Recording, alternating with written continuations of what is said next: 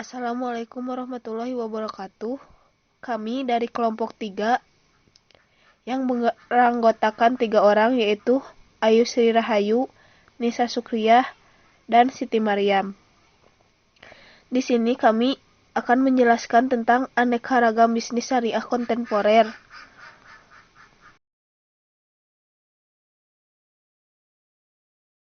Pengertian bisnis Islam kontemporer pada dasarnya berangkat dari persoalan-persoalan manusia untuk memenuhi kebutuhan manusia, baik jasmani maupun rohani, yang berangkat dari personal, individu maupun halayak orang banyak, ataupun masyarakat, sehingga mewujudkan kesejahteraan bagi individu dan masyarakat dalam pengertian terakhir yang diungkapkan oleh Capra. Mengakomodasikan prasyarat dan pandangan hidup Islam, serta sebagai ilmu sosial yang tentu saja terdapat nilai dan moralnya.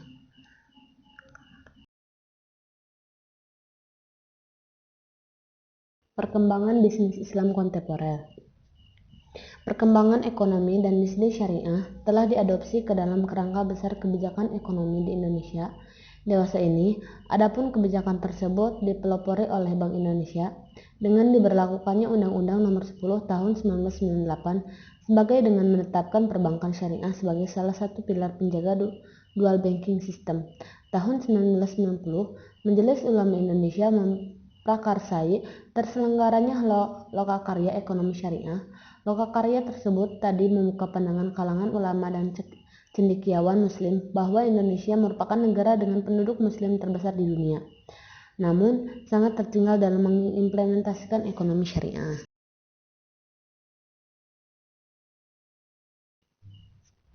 Pengertian Baitul Mal wa Tamwil atau BMT, lembaga bisnis yang bermotif keuntungan laba. Jadi Baitul Mal wa Tamwil adalah lembaga yang bergerak di bidang sosial sekaligus juga bisnis yang mencari keuntungan. Lembaga keuangan negara yang bertugas menerima, menyimpan, dan mendistribusikan uang negara sesuai dengan aturan syariah. Sementara menurut Suhrawardi K. Lubis menyatakan Baitul Mal dilihat dari segi istilah fikih adalah suatu lembaga atau badan yang bertugas untuk mengurusi kekayaan negara, terutama keuangan, baik yang berkaitan dengan soal pemasukan dan pengelolaan maupun yang berhubungan dengan masalah pengeluaran dan lain-lain. Tujuan Baitul Mal wa Tamwil untuk kesejahteraan anggota pada khususnya dan masyarakat pada umumnya. BMT berorientasi pada upaya peningkatan kesejahteraan anggota dan masyarakat. Diharapkan dengan menjadi anggota BMT, masyarakat dapat meningkatkan taraf hidup melalui usahanya dengan modal yang diharapkan para peminjam dapat mendirikan ekonomi yang dikelola.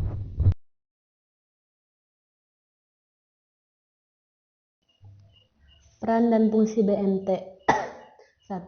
Mengidentifikasi, memobilisasi, dan mengorganisasi, mendorong serta mengembangkan potensi ekonomi anggota kelompok, anggota muamalat dan daerah kerjanya. 2. Meningkatkan kualitas SDM anggota menjadi lebih profesional dan islami. 3. Menggalang dan memobilisasi potensi masyarakat dalam rangka meningkatkan kesejahteraan. 4. Menjadi perantara keuangan antara akniyah sebagai sohibul mal dan du'afa sebagai mudhafin, terutama untuk dana sosial seperti zakat, infak, sedekah, wakaf, hibah, dan lainnya. Menjadi perantara keuangan antara pemilik dana baik sebagai pemodal maupun menyimpan dengan penggunaan dana untuk mengembangkan usaha produktif.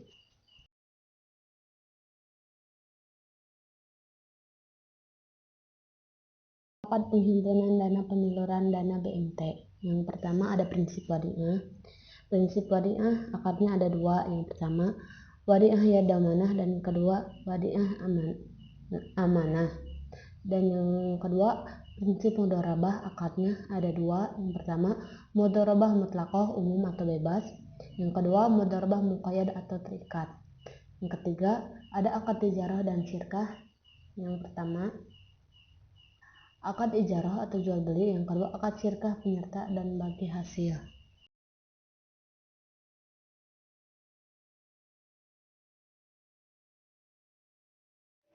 Baik, selanjutnya saya di sini akan menjelaskan tentang penggadaian syariah. Di sini pengertian gadai yaitu sesuatu benda yang dijadikan kepercayaan dari suatu hutang untuk dipenuhi dari harganya. Apabila yang berhutang tidak sanggup membayarnya dari orang yang berpiutang, Ibnu Syaidah mengartikan dengan sesuatu yang disimpan seseorang sebagai pengganti sesuatu yang diambilnya. Di sini juga adapun Al-Harali mengartikannya dengan suatu kepercayaan dengan cara memberikan sesuatu yang sepadan dengan jalan tertentu. Mungkin untuk pengertian gaida di sini kita sudah sering menemuinya, gitu, dimana di sini gaida itu adalah sesuatu benda yang dijadikan kepercayaan dari suatu hutang untuk dipenuhi dari harganya. Nah, selanjutnya yaitu di sini rukun dan syarat penggadaian syariah. Di sini rukun gadai terdiri dari 4. Yang pertama sigot, yaitu ucapan berupa ijab dan qabul. Yang kedua orang yang berakad, yaitu orang yang menggadaikan atau rohan dan orang yang menerima gadai atau murtahin. Yang ketiga harta atau barang yang dijadikan jaminan. Yang keempat hutang, itu adalah rukun gadai. Selanjutnya yaitu syarat gadai. Di sini yang pertama ada rahin dan murtahin, yang kedua ada marhun, yang ketiga ada marhun bih, yang keempat ada sigot. Di sini untuk rahin dan murtahin mempunyai kecakapan dalam melakukan akad atau ahliyah al-tasarruf, yaitu balik, berakal, cerdas, dan tidak terhalang melakukan akad seperti yang sedang dipenjara. Jadi di sini rahin dan murtahin itu yaitu seseorang yang melakukan akad, yaitu balik, berakal, dan cerdas. Yang kedua yaitu marhun. Di sini marhun itu ada beberapa bagian lagi. Yang pertama, dapat dijual apabila ada waktunya utang tidak terbayar yang nilainya seimbang dengan utang. Yang kedua, bernilai harta dan boleh dimanfaatkan. Yang ketiga, dapat diketahui dengan jelas pada waktu akad. Yang selanjutnya dapat diserah terimakan pada waktu akad. Yang kelima, dapat dikuasai oleh murtahin. Yang keenam, milik orang yang menggadaikan atau orang yang berutang. Yang ketujuh, dapat dibagi atau dipisahkan. Yang kedelapan, satu kesatuan yang tidak bisa dipisahkan. Itu untuk marhunnya. Selanjutnya untuk marhun bih. Di sini juga marhun bih yaitu merupakan hak yang harus dikembalikan kepada rahan. Di sini marhun juga memungkinkan dapat dibayarkan dengan marhun tersebut. Yang tadi mungkin yang selanjutnya untuk sigot. Sigot di sini seperti yang tadi yang pertama yaitu ijab dan qabul. Diungkapkan dengan kata-kata yang menunjukkan akad gadai yang lazim diketahui masyarakat. Dan di sini juga untuk sigot di sini dilakukan dalam satu majelis, maksudnya kedua belah pihak yang melakukan akad gadai hadir dan membicarakan topik yang sama. Yang selanjutnya terdapat kesesuaian antara ijab dan qabul, maksudnya ungkapan qabul dari murtahin sesuai atau ada kaitannya dengan yang dimaksud. Yang keempat, ijab dikaitkan dengan syarat tertentu atau masa yang akan datang.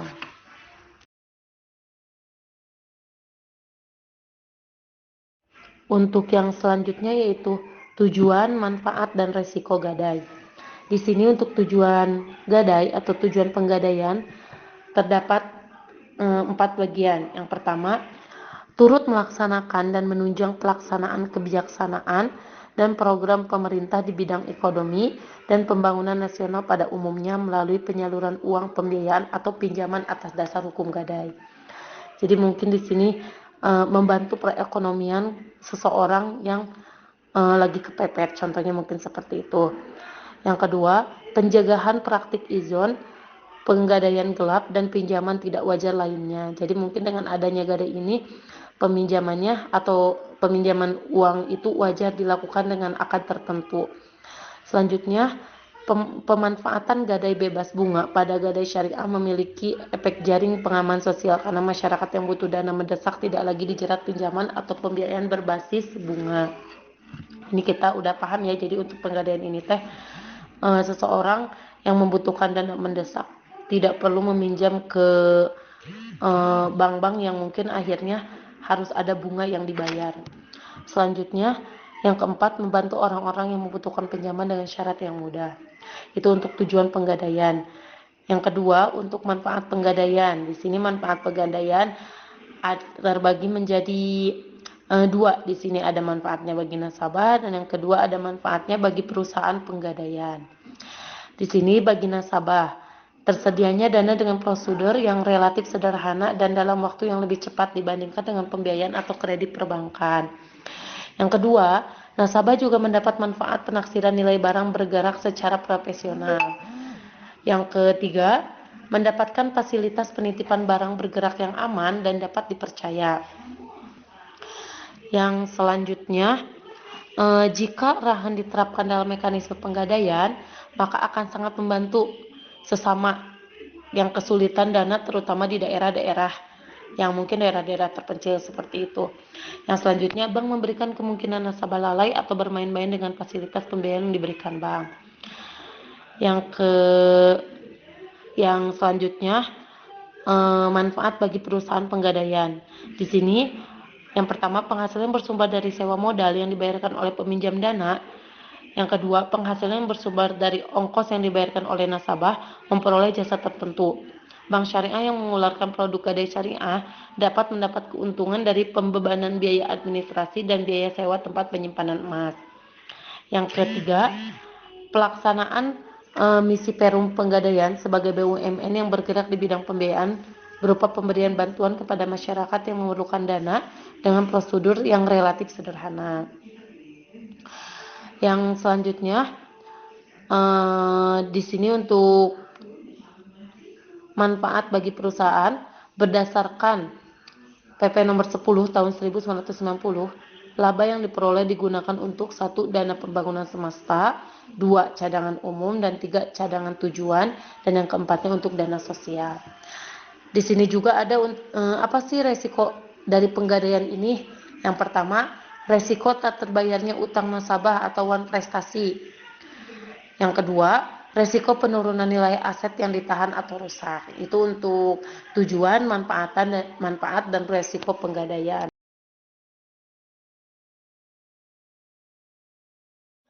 Selanjutnya yaitu jasa dan produk dalam penggadaian syariah. Di sini, layanan jasa serta produk yang ditawarkan oleh penggadaian syariah adalah sebagai berikut. Yang pertama, pemberian pinjaman atau pembiayaan atas dasar hukum gadai, di mana syaratnya harus terdapat jaminan berupa barang bergerak seperti emas, elektronik, dan lain-lain. Besarnya pemberian pinjaman ditentukan oleh penggadaian, bergantung pada nilai dan jumlah barang yang digadaikan. Yang kedua, penaksiran nilai barang. Jasa ini diberikan bagi mereka yang menginginkan informasi tentang taksiran barang yang berupa emas, perak, dan berlian. Biaya yang dikenakan adalah ongkos penaksiran barang. Yang ketiga, penitipan barang atau ijaroh. Barang yang dapat dititipkan antara lain sertifikat motor dan tanah. Penggadaian akan mengenakan biaya penitipan bagi nasabahnya. Yang keempat, gold counter merupakan fasilitas penjualan emas yang memiliki sertifikat jaminan sebagai bukti kualitas dan keasliannya. Itu untuk jasa atau produk yang disediakan oleh penggadaian syariah. Selanjutnya, untuk operasional penggadaian syariah atau cara bekerjanya penggadaian syariah. Yang pertama, nasabah menjaminkan barang kepada penggadaian syariah untuk mendapatkan pembiayaan. Kemudian, penggadaian menaksir barang jaminan untuk dijadikan dasar dalam pemberian besaran pembiayaan yang dapat diberikan oleh penggadaian syariah kepada nasabah. Yang kedua, penggadaian syariah dan nasabah menyetujui akad gadai. Akad ini mengenai berbagai hal seperti kesepakatan, biaya administrasi, tarif jasa, simpan, pelunasan, dan sebagainya. Yang ketiga, penggadaian syariah menerima biaya administrasi dibayar di awal, sedangkan untuk jasa simpan pada saat pelunasan hutang. Yang keempat, nasabah melunasi barang yang digadaikan menurut akad, pelunasan penuh, ulang gadai, angsuran, dan tebus sebagian. Itu untuk cara beroperasionalnya penggadaian syariah.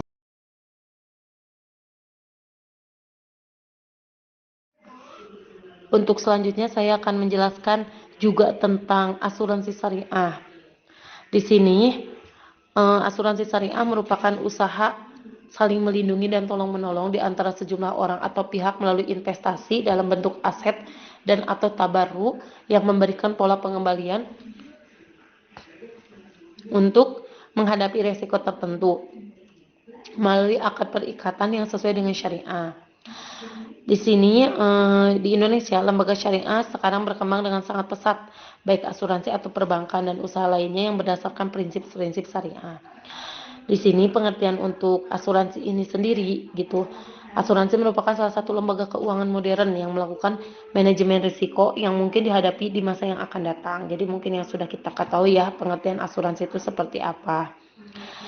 Dan di sini pada umumnya alasan-alasan para ulama yang menentang praktik asuransi antara lain. Ini adalah alasan-alasan para ulama mengapa praktik asuransi itu dilarang. Yang pertama, asuransi adalah perjanjian pertaruhan dan merupakan perjudian semata-mata. Yang kedua, asuransi melibatkan urusan yang tidak pasti. Yang ketiga, asuransi jiwa merupakan suatu usaha yang dirancang untuk merendahkan irodatullah. Yang keempat, dalam asuransi jiwa, jumlah premi tidak tetap karena tertanggung tidak mengetahui berapa kali bayar angsuran yang dapat dilakukan olehnya sampai ia meninggal. Itu untuk pengertian asuransi. Selanjutnya, untuk prinsip-prinsip asuransi.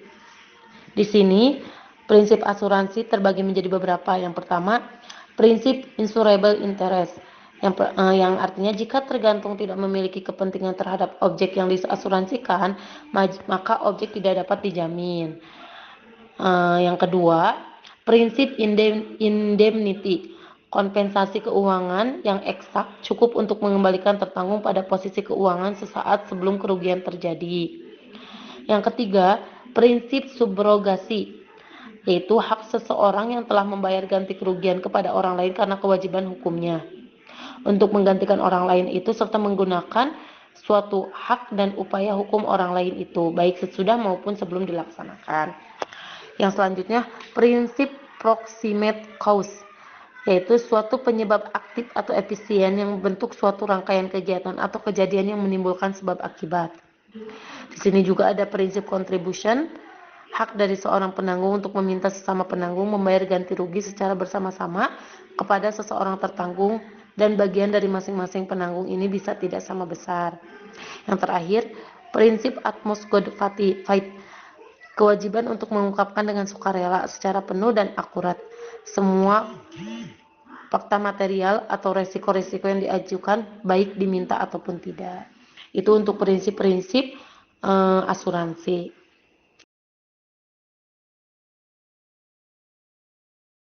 Di sini untuk macam-macam dan jenis-jenis asuransi syariah. Untuk macam-macam asuransi, di sini ada asuransi jiwa atau life insurance dan asuransi umum atau general insurance yang juga dikenal dengan asuransi kerugian. Untuk jenis-jenis asuransi di sini, yang pertama untuk usaha asuransi kerugian, yang kedua untuk usaha asuransi jiwa, yang ketiga untuk usaha reasuransi. Dan di sini juga ada usaha penunjang usaha asuransi. Yang pertama, usaha pialang asuransi. Yang kedua, usaha pialang reasuransi. Yang ketiga, usaha penilai kerugian asuransi.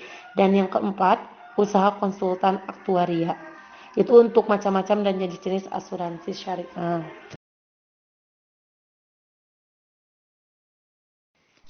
Oke, di sini saya akan melanjutkan tentang pengertian dan manfaat obligasi syariah. Dari pengertian obligasi syariah, yaitu suatu surat berharga jangka panjang berdasarkan prinsip syariah yang dikeluarkan emiten kepada pemegang obligasi syariah yang mewajibkan emiten untuk membayar pendapatan kepada pemegang obligasi syariah yang berupa bagi hasil atau margin atau fee serta membayar kembali dana obligasi pada saat jatuh tempo.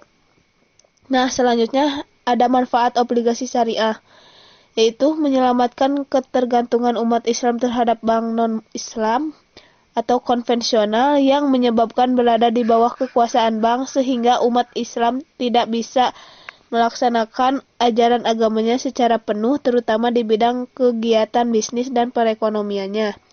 Yang kedua, menciptakan suatu keadilan di bidang ekonomi dengan jalan meratakan pendapatan melalui kegiatan investasi. Yang ketiga, dapat beramar ma'ruf di bidang bisnis antara semua pihak yang ada dalam investasi obligasi syariah. Dan yang keempat, obligasi syariah sebagai bentuk pendanaan dan sekaligus investasi yang memungkinkan bentuk struktur dapat ditawarkan untuk tetap menghindarkan dari riba.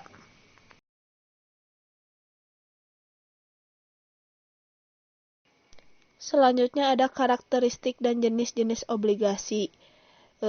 Yaitu diantaranya karakteristiknya ada yang pertama merupakan bukti kepemilikan suatu aset yang berwujud atau hak manfaat beneficial 27 Umi Haromah Yaumuddin sukuk sebuah alternatif instrumen investasi. Nah, yang kedua, pendapatan berupa imbalan atau kupon, margin, dan bagi hasil sesuai dengan jenis akad yang digunakan. Yang ketiga, terbatas dari unsur riba, gharar, dan maisir.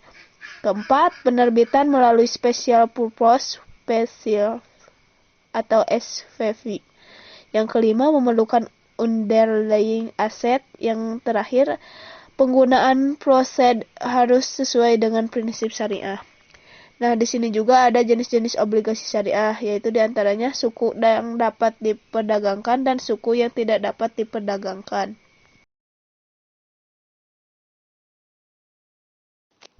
Yang selanjutnya, saya akan menjelaskan tentang pasar modal syariah. Dalam instrumen pasar modal merupakan istilah lain dari produk, komoditas atau barang yang diperdagangkan di pasar modal. Sebutan lain yang lazim digunakan adalah sekuritas, efek portofolio, atau surat berharga. Sebutan yang terakhir ini tak berlebihan sebab pada kenyataan instrumen yang diperdagangkan di pasar modal berbentuk surat, bukan harta perusahaan dalam bentuk fisik. Apakah yang diperjualbelikan itu hak kepemilikan atau equity atau hutang? Semuanya dalam bentuk surat? Apabila komoditas yang diperdagangkan merupakan hak kepemilikan suatu perusahaan, maka produk saham atau stok, dan jika yang diperjualbelikan hutang, maka produk obligasinya disebut atau bond.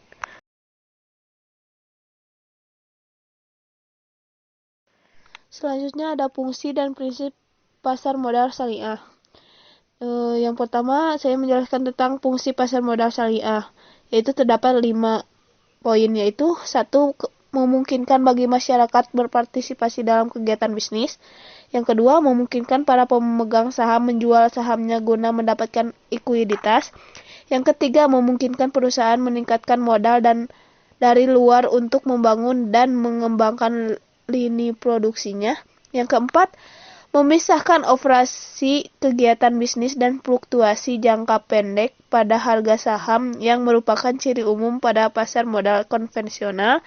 Dan yang terakhir, memungkinkan investasi pada ekonomi itu ditentukan oleh kinerja kegiatan bisnis sebagaimana tercermin pada harga saham.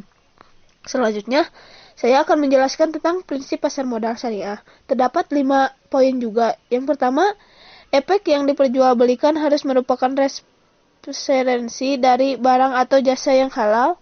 Yang kedua, informasi harus terbuka dan transparan, tidak boleh menyesatkan dan tidak ada manipulasi fakta. Yang ketiga, larangan terhadap transaksi yang mengandung ketidakjelasan objek yang ditransaksikan baik dari sisi pembeli maupun dari sisi penjual.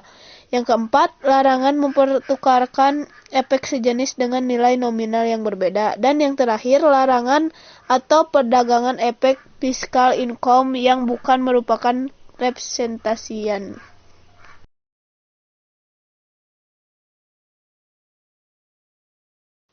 Selanjutnya, di pasar modal syariah juga ada Jakarta Islamic Index, yaitu merupakan langkah awal bagi perkembangan pasar modal syariah di Indonesia. Dikatakan demikian karena ketersediaan instrumen berbasis syariah di pasar modal Indonesia sangat diperlukan dengan penduduk Indonesia yang bagian besar umat Islam. Ketersediaan instrumen berbasis syariah di pasar modal Indonesia merupakan salah satu upaya untuk mengakomodir para investor yang memiliki kelebihan likuiditas namun selektif dalam melakukan investasi jenis investor. Selain itu, Pembentukan indeks yang melisting saham-saham berbasis syariah secara mandiri juga sangat dibutuhkan untuk menunjang kegiatan investasi syariah dan menjadi tolak ukur kinerja kegiatan investasi syariah tersebut. Nah, upaya pembentukan indeks saham syariah ini tampaknya dapat dikatakan berhasil mengingat perkembangan positif investasi berbasis syariah di pasar modal Indonesia.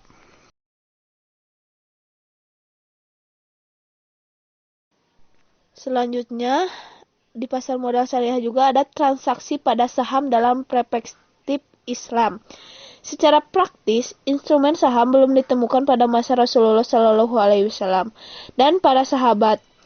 Atau semoga Allah Subhanahu wa taala ridho dan merahmati mereka semua. Pada masa Rasulullah Shallallahu alaihi wasallam dan sahabat yang dikenal hanyalah perdagangan komoditas barang real, seperti layaknya yang terjadi pada pasar biasa. Pengakuan kepemilikan sebuah perusahaan atau sirkah pada masa itu belum dipresentasikan dalam bentuk saham seperti layaknya sekarang. Dengan demikian, pada masa Rasulullah SAW dan para sahabat, bukti kepemilikan dan atau jual beli atas sebuah aset hanya melalui mekanisme jual beli biasa dan belum melalui initial public offering dengan saham sebagai instrumennya.